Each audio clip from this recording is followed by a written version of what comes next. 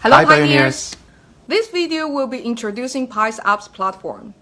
Let's look at why we need an apps platform. Our first goal in Phase 2 is building value. As discussed in our strategy overview video, to build value, the network needs to build intrinsic utility for Pi.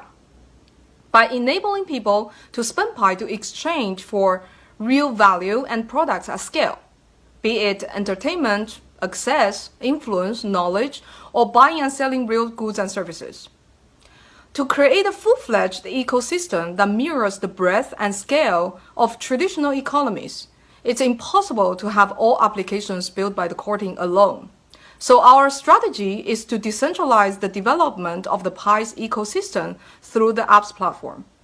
For example, if Pi's marketplace are necessary to facilitate and scale healthy Pi transactions, members of the community or external parties can create Pi apps of different marketplaces that vary by region, language, or different types of services and goods. While the core team can be experts in all varieties of apps, our global community and external parties can be. Pi core team will focus on providing the platform to facilitate others who are more specialized in specific domains to build those apps, such as e-commerce, logistics, supply chains, gaming, real estate, and financial services. In addition to the platform, Pi core team will only develop a few key Pi apps that are closely tied to Pi's vision and community building. Based on our initial research, third-party developers of decentralized applications are very excited to tap into and contribute to Pi's ecosystem through the platform, because Pi's philosophy of user accessibility and large active global community are a rare resource in the crypto space. So what will the apps platform look like? The apps platform will allow third-party developers to build applications that facilitate structured transactions using Pi. The apps platform can include both apps that are built within Pi network, called Pi apps, as well as external applications that are able to integrate Pi into their payment options, and we call those Pi payments. Pi apps will be hosted within the Pi interfaces, for example, similar to Facebook apps, Messenger apps, or WeChat mini programs. Some categories of potential Pi apps that can be hosted within the Pi interface include financial services apps for Pi.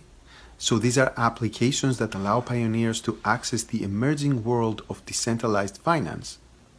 And we've already spoken to developers building apps to allow people to own fractional pieces of real estate, as well as fractional shares in companies like Apple, Google, etc.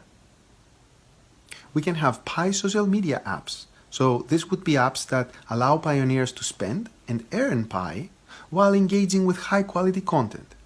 We are especially interested in creating additions to the current chats system that curate for higher quality conversation. Another category is Pi marketplaces, and these would be apps that allow pioneers to exchange goods and services, similar to Amazon and Taobao for goods, and Upwork, Airbnb, and Uber for services. Also, Pi games. This could be apps that allow pioneers to spend Pi to play fun and engaging games, similar to how gamers today spend traditional currency inside their other games.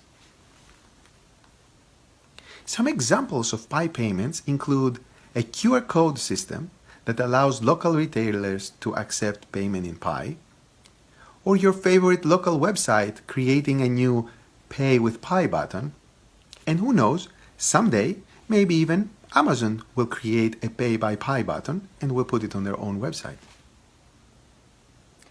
Let's talk about how we will implement apps platform. We will start with the focus on applications that are built directly on Pi network, Pi apps.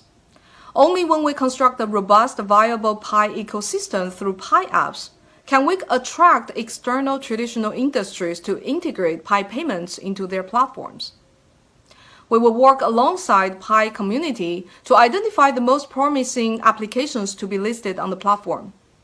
To avoid a Wild West situation where unchecked individuals taking advantage of fellow pioneers, the selection of the apps will involve community vetting, and peer reviews to try to achieve relevance, quality, and trustworthiness.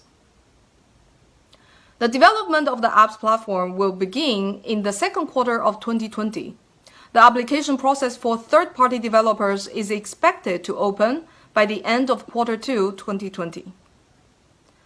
The in-app transfer pilot proved the need for apps platform that allows safe and efficient transactions using Pi and reduces abuses.